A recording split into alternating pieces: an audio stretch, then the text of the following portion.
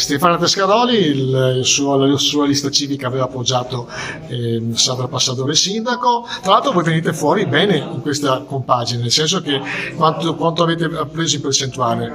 Allora abbiamo un 8,50%, quindi insomma più di 650 voti, stiamo aspettando l'ultimo seggio, giusto per vedere, quindi insomma devo dire da questo punto di vista siamo estremamente soddisfatti, perché comunque ricordiamo una lista civica nata appositamente per queste elezioni, uniti per Passadori sindaco, che racchiudeva Adriano Nasci insieme a Unione Nazionale Italiana. Quindi ecco, da questo punto di vista siamo molto soddisfatti. Ci spiace ovviamente di non essere riusciti ad arrivare comunque al ballottaggio per una differenza leggera, no, rispetto al candidato sindaco uscente, però ovviamente è stata una bella competizione elettorale. Certo, ora si apre uno scenario diverso e nuovo, perché il ballottaggio si parte sempre da zero, a mio avviso, perché è un'altra battaglia in effetti rispetto adesso chiaramente ci sono i due candidati sindaci al ballottaggio, poi lì si valuterà, si vedrà quella che sarà la situazione. Il ballottaggio voi appoggerete, o meglio darete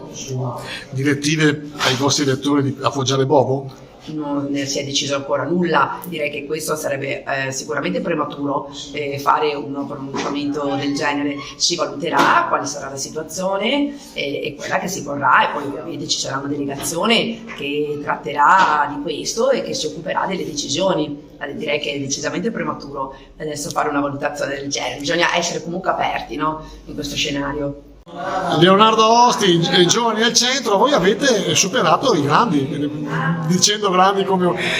mi dai un po' di dati di cosa avete fatto? Abbiamo doppiato Forza Italia come partito, abbiamo dato una forza rappresentanza dei giovani che hanno la voglia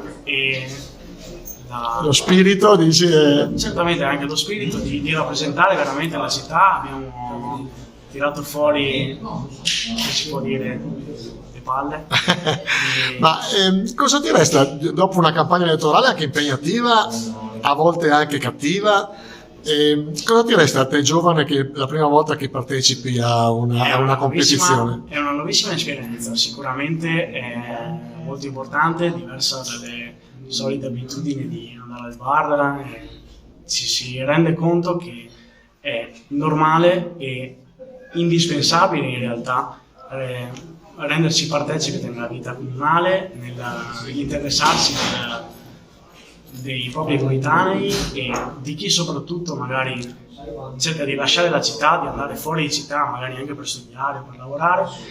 Noi abbiamo l'intenzione di prendere i nostri ragazzi, i nostri coetanei, e evitare che vadano fuori dalla città di Adria, tenerli dentro la città di Adria, creandogli opportunità e altro. Ecco, tu hai il termometro di giovani, i giovani in percentuale maggiore la pensano come te o no? Nel senso, tu rappresenti secondo te una maggioranza dei giovani adriesi o una minoranza? Io credo di rappresentare la maggioranza dei giovani, però credo anche che i giovani non siano rappresentati nel comune di Adria. Noi abbiamo dato un segno forse chiaro, seppur in una percentuale bassa, ma i giovani che si sono espressi secondo me hanno dato un forte segnale e abbiamo la forza di continuare a creare le cose.